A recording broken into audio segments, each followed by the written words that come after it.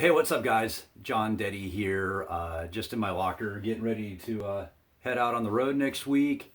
Uh, I've been getting a lot of questions from the studio, from tracking the Impellitteri record last week. A lot of people were asking me about the bass drum pedals and what I'm putting on the head and what's that adhesive stuff you're sticking on the kick drum head and all that. So I thought since I've got this stuff out, why not do a little impromptu video here and show you what I'm using and actually what I've been using for the last, say 7 years.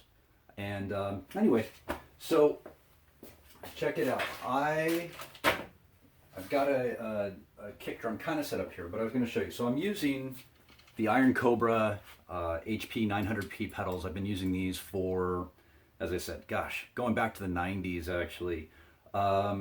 And I've been using this is actually a Danmar wood beater. I've been using these for the last 7 years, I think. But I've always used wood beaters, even back in the 90s. Tama makes a smaller beater that the top, as some of you may know, has like either a felt or a rubber pad or a wood pad.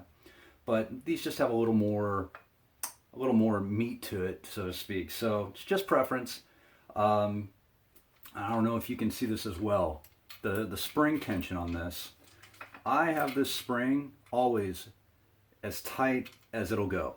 So I take the spring off here off the top of the pedal and tighten that guy up. Like I said, sorry for the impromptu video here, but I'm trying to show you. So that thing is as tight as it'll go. And then putting this, if you can see this, snapping that thing on, you can see that spring's already pretty tight. Now the reason I do that, it's actually more difficult to play the pedal in slower patterns. But when that thing starts cooking on the fast tempo stuff, 180, 190, 200 plus BPMs, the weight of this beater and the spring being tensioned up like that, wanting to pull it back, it actually works for me and saves a lot of energy. And as you guys know that are playing fast double bass for extended periods of time, you need to come up with ways to preserve your energy. So especially I kind of come from that old school where I hit, I'm not relying on triggers, and my technique is a little more physical than maybe some others. So again, just preference, but that really helps if that's what you're trying to go for. And you can see this thing's kind of hot rodded out. I keep the beater naturally kind of back because as we're going into the kick drum, it's almost like taking a fist, and the further you can cock that thing back and hit the kick drum, that's my thought on it. So, some people have their beaters like that, and you just can't get as much of a hit on that. So, again, just preference. So, but anyway, that's been my setup. For a very long time. The beater naturally back like this.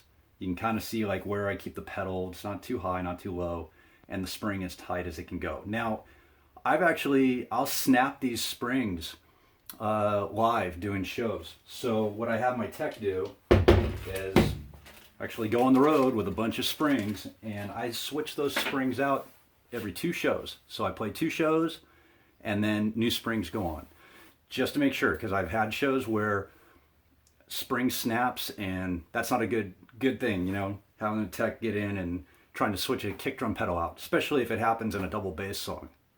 Not good. So lastly, what I wanted to show you guys is obviously the kick drum head itself. So, and this is what some of you have been asking about, what is this adhesive? Well, it's called moleskin, but it actually serves 2 purposes. And I'm pulling this thing off the kick drum here to kind of show you guys again. So what I actually use is, if you can see this is the backside of a cracked, but it's a Danmar impact pad. So these things are great for hearing attack, especially if you're playing in a room where things aren't mic'd up and you're trying to hear the band. It's really nice to hear that attack of the kick drum when you're jamming with a live band. So, and it does add a nice attack to it in a live situation. So, in it, some guys, well, a lot of people think that hey, was Jon using triggers in Slayer?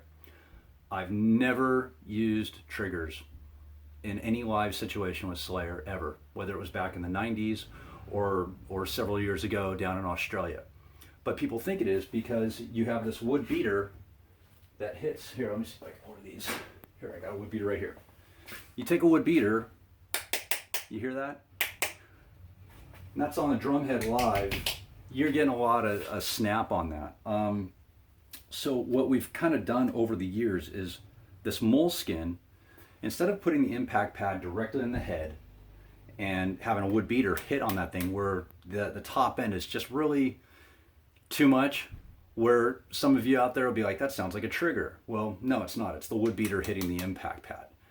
So what we've done, and this is for two reasons, using the moleskin. Moleskin kind of, it buffers that aggressive top end of the wood hitting the impact pad.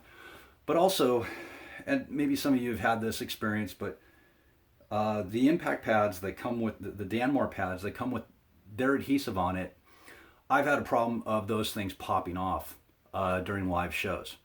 And what's even worse is that if there's adhesive on the kick drum head, if there's residue on there and your beater's hitting that kick drum head, some of you might have experienced this, the beater sometimes will actually stick to the head. Not a good situation to be in live. So what we've done, what I've done is I peel that adhesive that comes off, or I peel the adhesive off that comes with the impact pad, and basically put on a more durable adhesive, which is this moleskin that also acts as a buffer as well. Now, moleskin, it's Dr. Scholl's is one brand. That's the main brand actually that you can find at Walmart, CVS, anything like that. Dr. Scholl's, SCHOLLS, Dr. Scholl's. This one's actually, I just got this stuff at Rite Aid before doing the Impellitteri record last week. It's just a Rite Aid brand. You can find it at any drugstore pretty much. Super inexpensive. I think it's like $5 for like three of these. And this is actually there's no cutting of this. This is actually the way it comes in the package. So Evans EQ3s on 22-inch kick drums. Pull get the Danmar impact pad, pull their adhesive off, put the moleskin adhesive on, stick it right on there, and you are ready to rock. So anyway, hope that answers some questions, you guys, and thanks again for all the comments. Keep them coming. I'm going to start doing more of these videos in the coming weeks here, doing some stuff on just what I'm using and snare drums, just different drums. So any comments that you guys